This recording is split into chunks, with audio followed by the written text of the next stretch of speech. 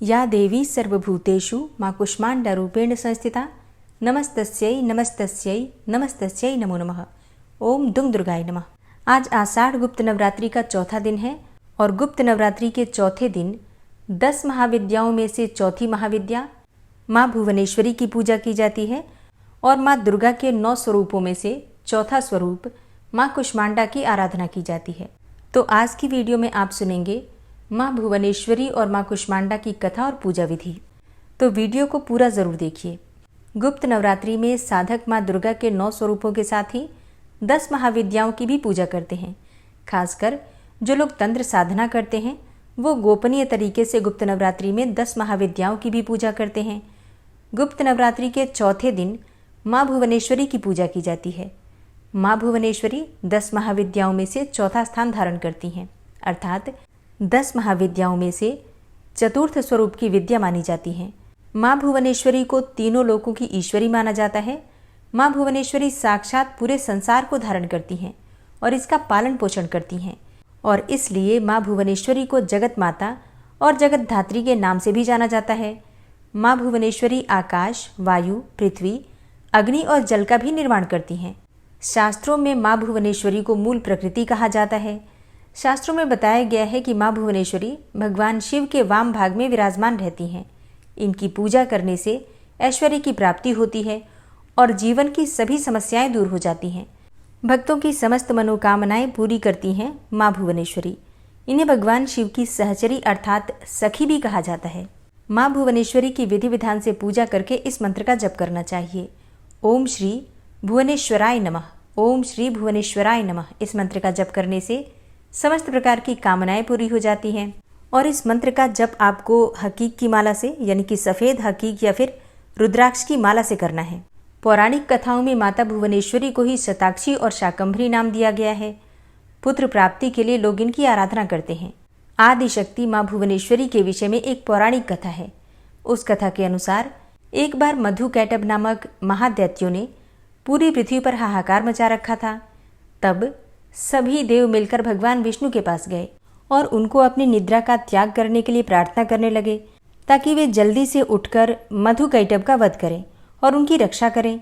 देवताओं की स्तुति सुनकर भगवान श्री हरिविष्णु प्रसन्न हुए और उन्होंने अपनी निद्रा का त्याग किया तथा जागृत हुए और उन्होंने 5000 वर्षों तक मधुकैटभ नामक महाअसुरों से युद्ध किया।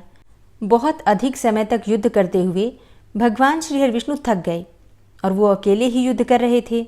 तो अंत में उन्होंने अपने अंतःकरण की शक्ति योग माया आधा शक्ति से सहायता के लिए प्रार्थना की। तब देवी ने उन्हें आश्वस्त किया कि वे उन दोनों दैत्यों को अपनी माया से मोहित कर देंगी। फिर योग माया आधा शक्ति की माया से मोहित होकर दैत्य भाई मधुकैटभ भगवान विष्णु से कहने लगे। मधुकैटभ ने कहा कि हमारा वध ऐसे स्थान पर कीजिए जहाँ पर ना ही जल हो और ना ही स्थल। भगवान विष्णु ने दैत्यों को अपनी जंघा पर रखकर अपने चक्र से उनके मस्तक को देह से अलग कर दिया। इस प्रकार उन्होंने मधुकैटभ का वध किया, परंतु वे केवल निमित्त मात्र ही थे। उसके बाद भगवान ब्रह्मा जी, विष्णु भगवान और शंकर जी ने देवी आदिशक्ति योग निद्रा महामाया की स्तुति की, जिससे प्रसन्न होकर आदिशक्ति ने ब्रह्मा जी को सृजन, विष्णु जी को पालन तथा शंकर जी को संहार के देवता के रूप में चुना। ब्रह्मा जी ने देवी शक्ति से प्रश्न किया कि अभी चारों ओर जल ही जल फैला हुआ है, पंचतत्व, गुण, तन्मात्राएं और इंद्रियां कुछ भी व्याप्त नहीं है, तथापि तीनों देव शक्तिहीन हैं। देवी ने मुस्कुराते हुए उस स्थान पर एक सुंदर विमान को प्रस्तुत किया। एक उड़ता हुआ रथ उनके सामने आया और एक आवाज ने उन्हें रथ में बैठने को आदेश दिया। अब जैसे ही त्रिदेव रथ में बैठे वो मन की गति से उड़ने लगा और उन्हें एक अजीब से स्थान पर ले गया। यह स्थान असल में रत्नों का द्वीप था, जिसके चारों तरफ अमृत का सागर और मनमोहक आकर्षक जंगल थे। जैसे ही त्रिदेव रथ के बाहर उतरे वह स्त्री के स्वरूप में बदल गए। फिर उन्होंने उस द्वीप का अच्छी तरह से मुआयना किया। वहां उन्हें एक शहर मिला। उस शहर के चारों तरफ सुरक्षा की 9 परतें थी और इस शहर की सुरक्षा उग्र स्वभाव के भैरव, क्षेत्रपाल, मातृका और दिग्पाल कर रहे थे। फिर जैसे ही वे शहर के अंदर गए, शहर का सौंदर्य और विकास देखकर मंत्रमुग्ध हो गए।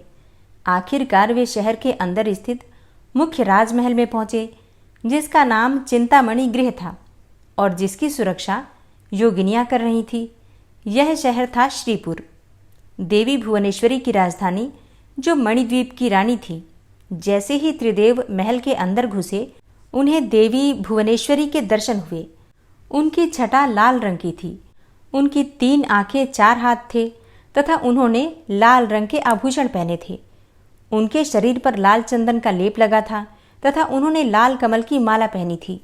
बाएं हाथ में उन्होंने अंकुश और पास पकड़ा था तथा दाहिने हाथ से वो अभय और वरद मुद्रा दिखा रही थी। उनका मुकुट अर्धचंद्र रूपी मणि द्वारा सुसज्जित था और वह त्रयंबक भैरव की बाईं गोद में बैठी थी, जो कि श्वेत वर्ण के थे। उन्होंने श्वेत वस्त्र पहने थे, उनके बाल उलझे हुए थे तथा उनके सर के ऊपर भी अर्धचंद्र और गंगा नदी थी। उनके 5 चेहरे थे तथा हर एक चेहरे में 3 आंखें थीं। उनके 4 हाथ थे तथा उन्होंने त्रिशूल और फरसे लेने के साथ ही वरद और अभय मुद्रा भी प्रदर्शित की हुई थी। देवी भुवनेश्वरी और त्रयंबक भैरव पंचप्रेत आसन पर विराजमान थे। पंचप्रेतासन वह सिंहासन है जिसमें परम शिवा गद्दी के रूप में तथा 5 पैरों के स्थान पर सदाशिव, ईश्वर, रुद्र, विष्णु और ब्रह्मा स्थापित हैं। इन सबकी सेवा में अनेकों योगिनियां थीं। इनमें से कुछ तो पंखा डोल रही थी, कुछ कपूर डालकर पान के पत्ते समर्पित कर रही थी, कुछ नए शीशे पकड़े हुए थी और कुछ घी, शहद और नारियल पानी समर्पित कर रही थी। कुछ माता के बाल का श्रृंगार करने के लिए तैयार थी और कुछ देवी के मनोरंजन के लिए नृत्य तथा गायन में लिप्त थी। त्रिदेव ने वहां पर असंख्य ब्रह्मांड देखे। हर ब्रह्मांड में उनकी तरह ही त्रिदेव थे और ये सब उन्होंने माता भुवनेश्वरी के पैरों के नाखून में ही देख लिया। कुछ ब्रह्मांड ब्रह्मा द्वारा बनाए जा रहे थे और कुछ विष्णु द्वारा पाले जा रहे थे तथा कुछ ब्रह्मांड रुद्र के द्वारा संहारित किए जा रहे थे। त्रयंबक अर्थात ब्रह्म की इच्छा शक्ति द्वारा उत्पन्न भुवनेश्वरी ने त्रयंबक के 3 स्वरूप बनाए, ब्रह्मा, विष्णु और रुद्र। इस तरह त्रिदेव त्रयंबक के ही 3 रूप हैं। तत्पश्चात देवी भुवनेश्वरी ने अपनी शक्तियां त्रिदेव को प्रदान कर दी। ब्रह्मा के लिए देवी सरस्वती, विष्णु के लिए देवी लक्ष्मी तथा रुद्र के लिए देवी काली का निर्माण किया तथा उन्हें उनकी जगहों पर स्थापित किया। ब्रह्मा और सरस्वती ने मिलकर एक ब्रह्मांड रूपी अंडा बनाया। रुद्र और काली ने इसे तोड़ा, जिससे कि पंचतत्व स्वरूप में आए। इसके बाद पंचतत्व का उपयोग कर ब्रह्मा और सरस्वती ने संपूर्ण ब्रह्मांड की रचना की तथा विष्णु और लक्ष्मी ने इसके पालन पोषण का हर कार्य किया। अंत में रुद्र और काली ने ब्रह्मांड की समाप्ति की ताकि सरस्वती और ब्रह्मा पुनः रचना शुरू कर सकें। देवी भुवनेश्वरी की पूजा करते समय ताजे लाल फूल या फिर सफ़ेद पुष्प चढ़ाना शुभ माना जाता है। धूप दीप जलाकर माँ की पूजा की जाती है। इसके साथ ही फल और मिठाइयों का भोग लगाया जाता है। फिर वहीं बैठकर माता भुवनेश्वरी के मंत्रों का जप करना चाहिए। आप चाहें तो भुवनेश्वरी अष्टकम या फिर भुवनेश्वरी कवचम का भी पाठ कर सकते हैं। ध्यान साधना के द्वारा माँ की पूजा करने से मनचाही कामनाएं भी पूर्ण होती हैं। इसके साथ ही आध्यात्मिक विकास भी होता है और आंतरिक शांति यानी कि मानसिक शांति का आशीर्वाद भी मिल जाता है। नवरात्रि के चौथे दिन माता भुवनेश्वरी के साथ ही माता कुष्मांडा की भी पूजा की जाती है। तो अब आप सुनेंगे माता कुष्मांडा की पूजा विधि और कथा। माँ दुर्गा के चौथे स्वरूप का नाम है कुष्मांडा। नवरात्रि के चौथे दिन माँ कुष्मांडा देवी के स्वरूप की ही उपासना की जाती है। अपनी मंद हल्की हंसी के द्वारा अंड यानी ब्रह्मांड को उत्पन्न करने के कारण इस देवी को कुष्मांडा नाम से अभिहित किया गया है। जब सृष्टि नहीं थी, चारों तरफ अंधकार ही अंधकार था, तब इसी देवी ने अपने ईशत हास्य से अर्थात मंद मुस्कान से ब्रह्मांड की रचना की थी। इसलिए इस देवी को सृष्टि की आदि स्वरूपा या आदि शक्ति कहा गया है। इस देवी की 8 भुजाएं हैं, इसलिए अष्टभुजा कहलाती हैं। इनके 7 हाथों में क्रमशः कमंडल, धनुष, बाण, कमल पुष्प, अमृतपूर्ण कलश, चक्र तथा गदा है और 8वें हाथ में सभी सिद्धियों और नीतियों को देने वाली जपमाला है। इस देवी का वाहन सिंह है और इन्हें कुम्हड़े की बलि अति प्रिय है। संस्कृत में कुम्हड़े को कुष्मांड कहते हैं, इसलिए इस देवी को कुष्मांडा कहा जाता है। इस देवी का वास माना गया है सूर्यमंडल के भीतर के लोक में और सूर्यलोक में रहने की शक्ति और क्षमता केवल इन्हीं में है, इसलिए इनके शरीर की कांति और प्रभा सूर्य की भांति ही दैदीप्यमान है। इनके ही तेज से दशों दिशाएं आलोकित हैं। ब्रह्मांड की सभी वस्तुओं और प्राणियों में इन्हीं का तेज व्याप्त है। विधि विधान से माता कुष्मांडा की पूजा करने पर भक्तों को कम समय में ही कृपा का सूक्ष्म भाव अनुभव होने लगता है, अर्थात माता की कृपा की प्रतीति होने लग जाती है। एकाग्र और पवित्र मन से नवरात्रि के चौथे दिन इस देवी की पूजा आराधना करना चाहिए। इससे भक्तों के रोगों और शोकों का नाश होता है तथा उसे आयु, यश, बल और आरोग्य प्राप्त होता है। माता कुष्मांडा आधियों व्याधियों से मुक्त करती हैं और उसे सुख, समृद्धि और उन्नति प्रदान करती हैं, और इसलिए इस देवी की उपासना के लिए भक्तों को सदैव तत्पर रहना चाहिए। माता कुष्मांडा की कथा दुर्गा सप्तशती के कवच में लिखा है। कुत्सित कुष्मा कुष्मा त्रिविधतापयुत संसार स अंडे माशपेशया मुदर रूपायाम यस्या सा कुष्मांडा, अर्थात वह देवी जिसके उदर में त्रिविधतापयुक्त संसार स्थित है वह कुष्मांडा है। देवी कुष्मांडा इस चराचर जगत की अधिष्ठात्री हैं। जब सृष्टि की रचना नहीं हुई थी तब उस समय चारों ओर अंधकार ही अंधकार था। देवी कुष्मांडा, जिनका मुखमंडल सैकड़ों सूर्य की प्रभा से प्रदीप्त है, उस समय प्रकट हुई। उनके मुख पर बिखरी हुई मुस्कुराहट से सृष्टि की पलकें झपकनी शुरू हो गई, और जिस प्रकार से फूल में अंड का जन्म होता है उसी प्रकार से कुसुम अर्थात फूल के समान माता की हंसी से सृष्टि में ब्रह्मांड का जन्म हुआ। अतः यह देवी कुष्मांडा के रूप में विख्यात हुई।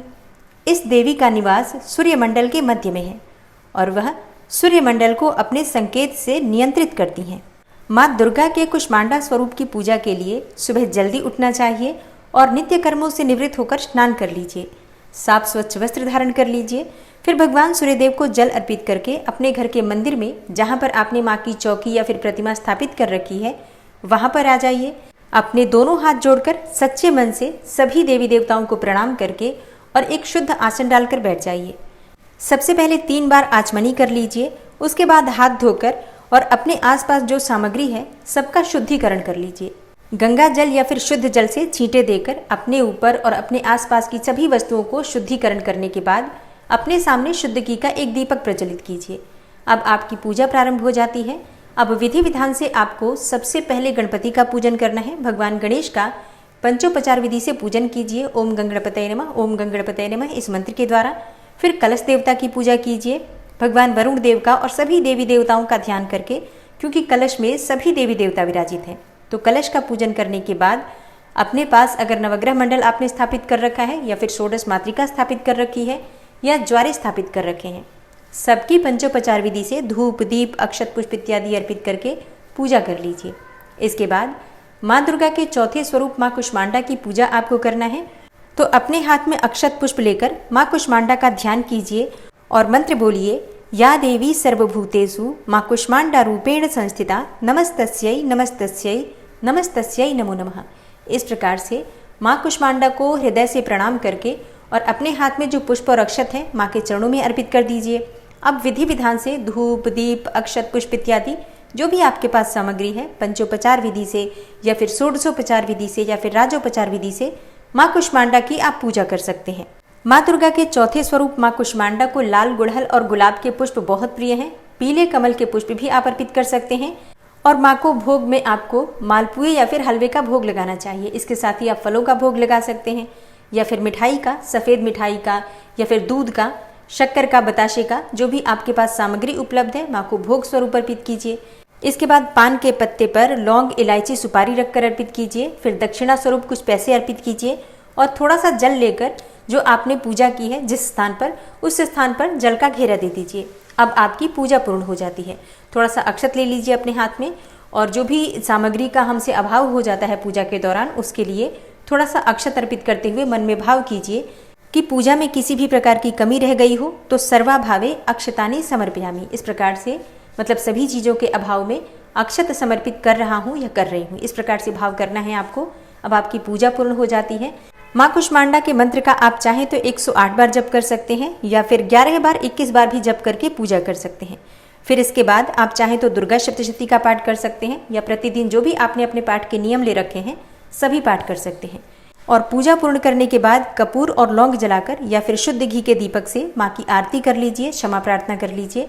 अब आपकी पूजा संपूर्ण हो जाती है। जो भी आपने भोग माँ को अर्पित किया है, पूजा पूर्ण करने के बाद प्रसाद स्वरूप सबको वितरित करके स्वयं भी आप ग्रहण कर सकते हैं। और अब आप सुनेंगे माँ कुष्मांडा की आरती। ओम जय कुष्मांडा माँ, मैया जय कुष्मांडा माँ, शरण तिहारी आई, शरण तिहारी आई, कर दो माँ तू दया। ओम जय कुष्मांडा माँ, अष्टभुजा देवी तुम, आदि शक्ति तुम माँ, मैया आदि शक्ति तुम माँ, आदि स्वरूपा मैया, जग तुम से चलता। ओम जय कुष्मांडा माँ। चौथे नवरात्रों में भक्त करे गुणगान, मैया का भक्त करे गुणगान। स्थिर मन से माँ की पूजा करो और ध्यान। ओम जय कुष्मांडा माँ। सच्चे मन से जो भी करे स्तुति गुणगान, मैया का करे स्तुति गुणगान। सुख समृद्धि पावे, माँ करे भक्ति दान, मैया माँ करे भक्ति दान। ओम जय कुष्मांडा माँ। शेर है सवारी माँ की, कमंडल अति न्यारा, मैया का कमंडल अति न्यारा। चकरी पुष्प गले माला, माँ से उजियारा, मैया जय कुष्मांडा माँ। ब्रह्मांड निवासिनी मैया, महिमा वेद कहे, मैया की महिमा वेद कहे। दास बनी है दुनिया, माँ की करुणा बहे, मैया जय कुष्मांडा माँ। पाप ताप मिटता है, दोष न रह जाता, भक्तों में दोष न रह जाता। जो माता में रमता, निश्चित फल पाता, मैया जय कुष्मांडा माता। अष्ट सिद्धियाँ माता भक्तों को दान करे, मैया भक्तों को दान करे। आधि व्याधि हरती माँ, सुखों से पूर्ण करे, मैया जय कुष्मांडा माँ। कुष्मांडा मैया की आरती नित्य गाओ, भक्तों आरती नित्य गाओ। माता करेगी सब संभव, माँ की शरण में जाओ। ओम जय कुष्मांडा माता। ओम जय कुष्मांडा माता, मैया जय कुष्मांडा माँ। शरण तिहारी आई, कर दो माता दया। ओम जय कुष्मांडा माँ।